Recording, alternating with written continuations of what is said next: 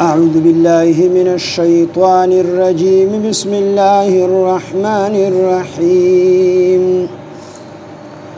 ورفعنا فوقهم الطور بميثاقهم وقلنا لهم ادخلوا الباب سجدا وقولوا لهم لا تعدوا في السبت وأخذنا منهم ميثاقا غليظا فبما نقضهم ميثاقهم وكفرهم بآيات الله وقتلهم الأنبياء بغير حق وقولهم قلوبنا غلف بل طبع الله عليها بكفرهم فلا يؤمنون إلا قليلا صدق الله العظيم رب اشرح لي صدري ويسر لي أمري واحلل عقدة من لساني يفقهوا قولي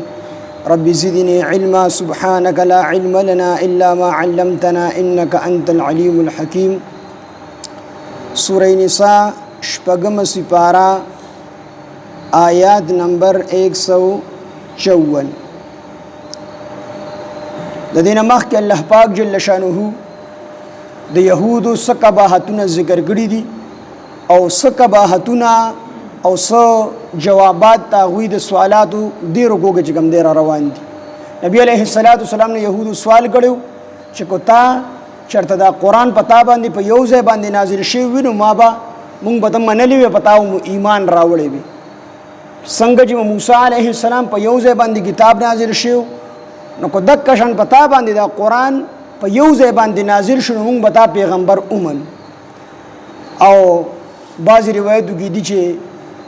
دی ورته دا خبره ومکړه چې الله پاک د یو کس په نوم باندې خطر ولېږي او پکې ولېږي چې دا زما پیغمبر دی او دا زما قران دی دا قران زما کتاب دی دا اومنه نو الله غیب دی من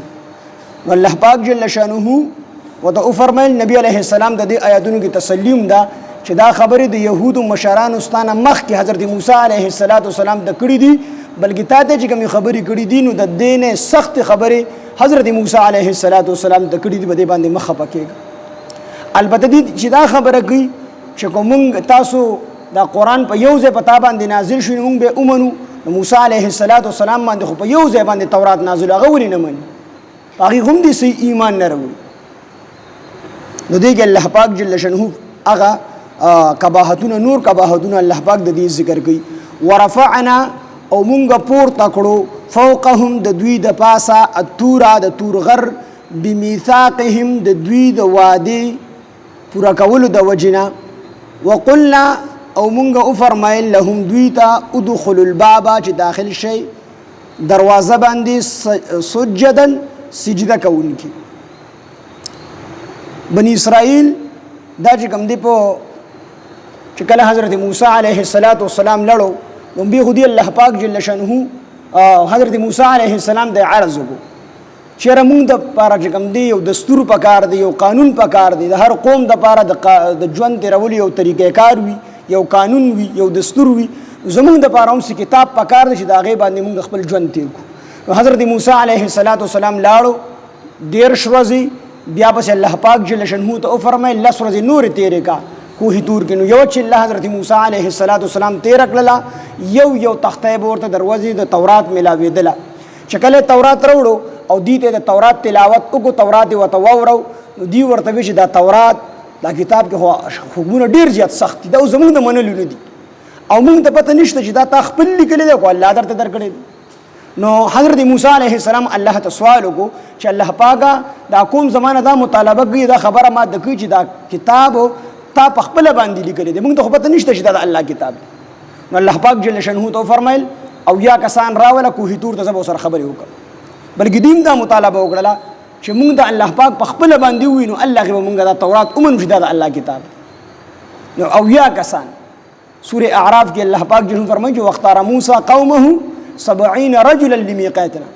او یا کسان دې چې کوم دي حضرت موسی علیه السلام منتخب کړو دغه ټولو قبیلونه او د موسی علیه السلام سره لاړو کوه تور چې کله کوه تور ته لاړو الله پاک جل شانه سره د خپل شان لایقه مطابق چې کوم دي کلام او ورته او فرمایل چې دا کتاب دا زما کتاب دی ما به حضرت موسی علیه السلام باندې نازل کړی دی الله دا سوال وکړو چې کې دې شي دا چې پیری یا تا یو کس کې نه ولي هغه موږ ته دا خبرې کې موږ خو الله ښکاری نه نو مونږ به الله غدا خبره منو چې تر څو پورې مونږ الله په خپل سترګو نه ولیدل. او تاسو ته ما ویلو چې د الله د دیدار سوال حضرت موسی علیه السلام کړی دی، خو هغه د عشق او د محبت توجه نه کړی دی. او دلته کې دی د الله د دیدار او د الله د لیدلو سوال کړی دی، خدای ګستاخانه سوال کړی دی، لهجه چې کوم دی ګستاخانه. نو الله پاک غوسه شو باغې باندې، الله په تندر را خلاص کړل او اویا په اویا باندې مړ شو. بیا حضرت موسی علیه السلام الله پاک د سوال وکړ چې الله دا هو خلق زما د غون کوم مشران دي، کو زلال شمنو خلق پوښ دا تا وجلی دي کو ما باندې الزام راځي. الله پاک دې ژوند دي. نو الله پاک جل شانه دوباره ژوند ورل ورکو. نو دی چې کله رالل نو کوم تایوی د شکار دی چې الله پاک وجه دا تورات زما کتاب دی دا منه، حکم د سخت معلومیږي نو خیر دی دا مومن. حالانکه تورات کې احکامات سختو، خو دومره سخت نو ځکه لا یکلف الله نفسا الا وسعها. الله دا قانون د انسان ته باندې دوره تکلیف نه ور اچي چې دې برداشت کولی نشي، بلکې دوره داسې حکم ورته چې کوم دې په نازلي چې هغه د انسان برداشت کولی شي. نو ورته وی چې دا سکار دی چې دا ټیک ته چې سخت احکامات پکې دي، خو تاسو خو آزاد عادت شي، بني اسرائیل دی خو آزاد عادت شي. نو تاسو په دماغ او مدې سره آشنا شئ، 2-3 میاشتې کې بالکل د احکامات تاسو ته آسان شي. دا ګران نه دي، خو تاسو ته په دې وجه باندې ګران دي چې تاسو سره آشنا نه او انسان چې د کوم ځای سره عادت نه هغه وته ګرانی. لکه نن سبا چې څوک د سار بوس کې نو هیڅ کار وته نه ښکاري، خو چې څوک نه پاسي نو هغه ته څومره ګران کار ښکاري. څوک 15 ټیمه مونږ کوي نو د 15 ټیمه مونږ آسان کار ښکاري، خو چې څوک یې نه کوي نو هغه ته ډېر ګران کار ښکاري. نو دغه چې کوم کار سره سړی عادت شي هغه ته بیا آسان. خو به هر حال دیو سره دا خبره ده ځان نه وکړه د کوم د مشران چې الله وجه د تورات باندې عمل کوي، خو کو چرې باز حکم درته ګرانی نو خیر دې پرې دوی دا پکې ځان نه وکړه. نو په دمه ته د ټول تورات نه انکار وکړو، تورات نه من. نو الله پاک جل شانه جبرئیل علیه السلام د حکم وکړو د تور د غر اوچت کړه د سر د پاسه 19 چې منه کو نه منه. نو جبرئیل علیه السلام د کوه تور د غر روچت کو او راول د دغه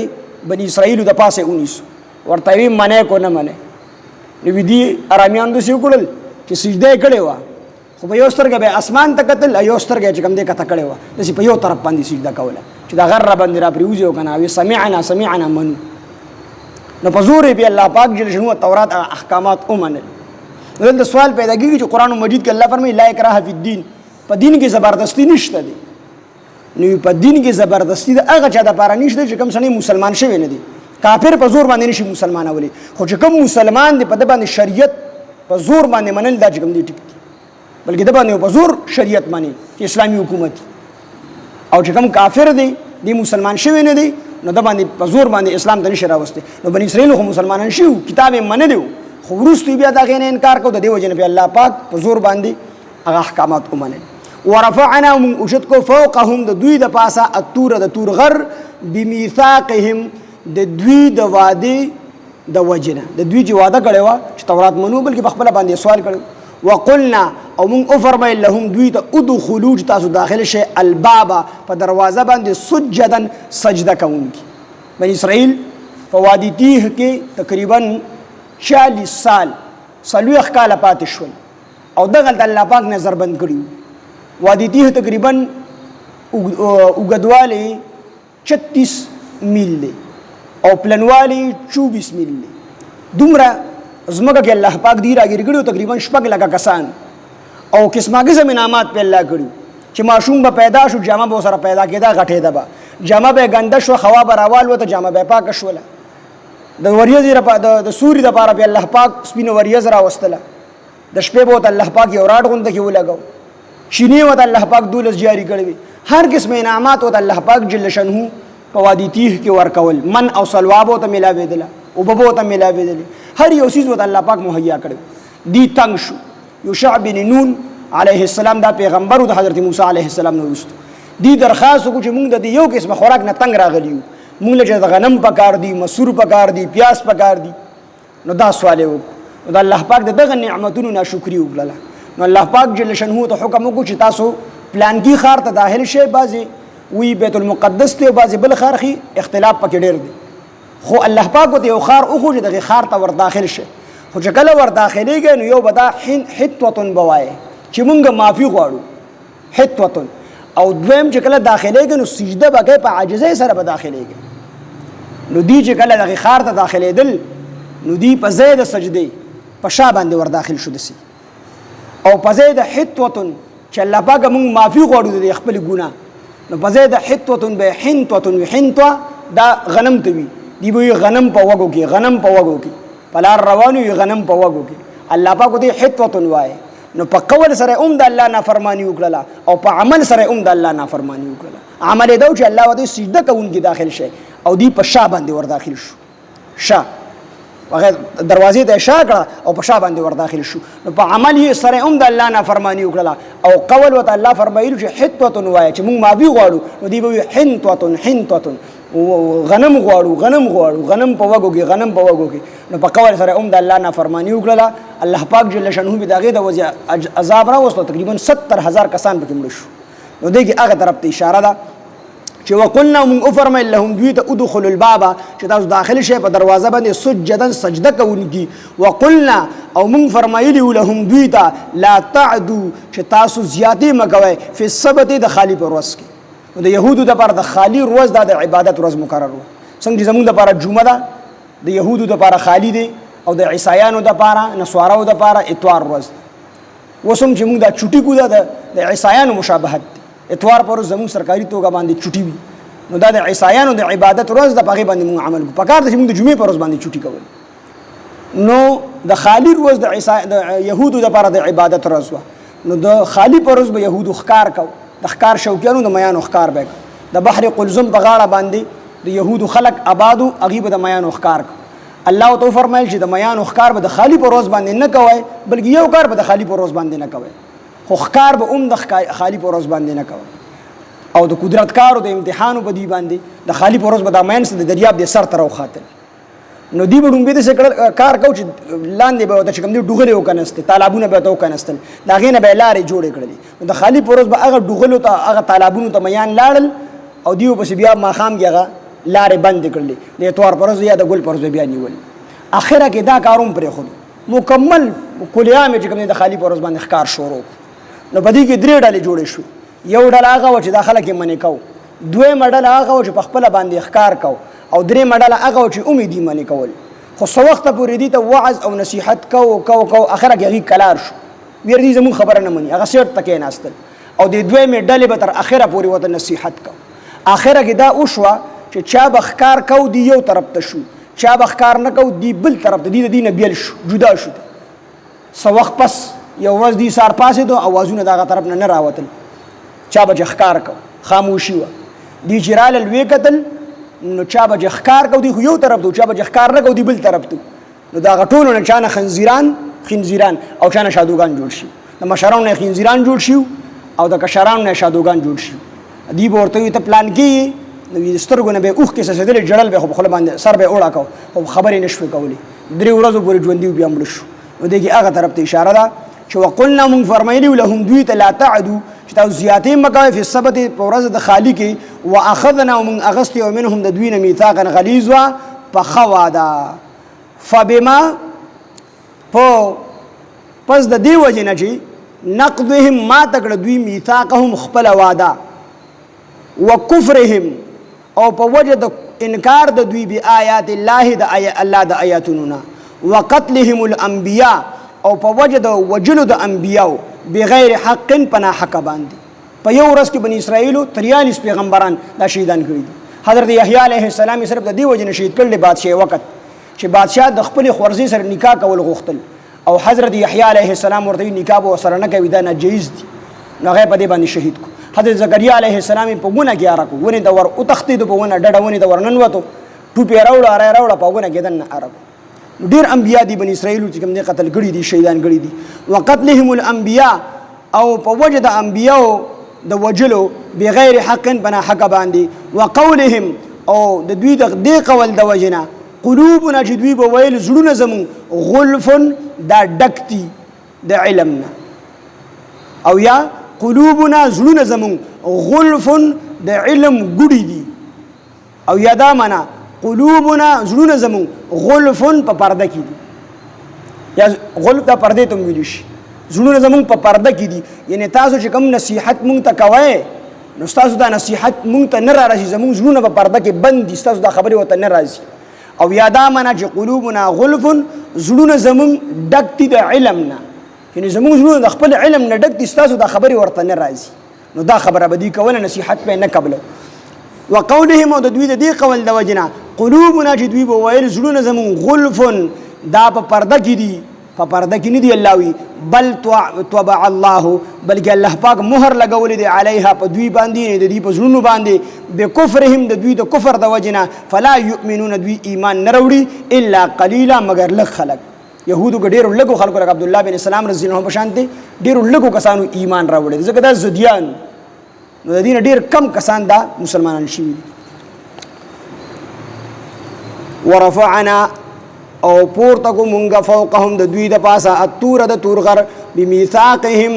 د دوی د وعدې پوره کولو د پاره، وقلنا مونږ فرمایل لهم دوی ته ادخلوا چې تاسو داخل شئ الباب په دروازه باندې سجدا سجده کوونکي، وقلنا مونږ فرمایل لهم دوی ته لا تعدوا چې تاسو زیاتې مګوئ په السبت په ورځ د خالي کې، واخذنا مونږ واغسته منهم د دوی نه میثاقا غلیظا پخه وعده، فبما نقضهم پس د دې وجنه چې ما دکړه دوی میثاقهم خپل وعده، وکفرهم او په وجه د انکار د دوی بآیات الله د الله د آیاتونو نه، وقتلهم الانبیاء او په وجه د وجلو د انبیاء بغیر حق بنا حق باندې، وقولهم او په وجه د دوی د دې قول قلوبنا چې دوی ویل زړونه زمون غلفن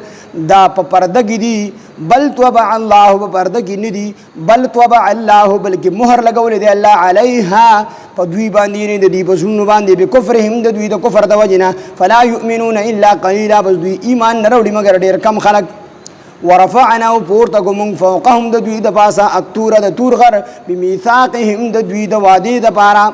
د دې د وعدې پوره کولو د پاره، وقلنا مونږ فرمایل لهم دوی ته ادخلوا تاسو داخل شئ الباب په دروازه باندې سجدا سجده کوونکي، وقلنا مونږ فرمایل لهم دوی ته لا تعدوا تاسو زیاتې مګوئ په السبت په ورځ د خالي کې، واخذنا مونږ واغسته منهم واخذنا مونږ اغسته منهم د دوی نه میثاقا غلیظا پخه وعده، فبما نقضهم پس د دې وجنه چې ما دکړه دوی میثاقهم خپل وعده، وکفرهم او په وجه د انکار د دوی بآیات الله د الله د آیاتونو نه، وقتلهم الانبیاء او په وجه د وجلو د دوی د انبیاء بغیر حق بنا حق باندې، وقولهم او په وجه د دوی د دې قول قلوبنا چې زړونه زمون غلفن په پرده کې دي، بل طبع الله په پرده کې نه دي بلکې مهر لګول دی الله علیها په دوی باندې، یعنی د دوی په زړونو باندې، بکفرهم د دوی د کفر د وجنه، فلا یؤمنون الا قلیلا پس دوی ایمان نه راوړي مګر ډېر کم خلک. سبحان الله وبحمده سبحانك اللهم وبحمدك نشهد ان لا اله الا انت نستغفرك ونتوب اليك. سبحان ربك رب العزه عما يصفون وسلام على المرسلين والحمد لله رب العالمين برحمتك يا ارحم.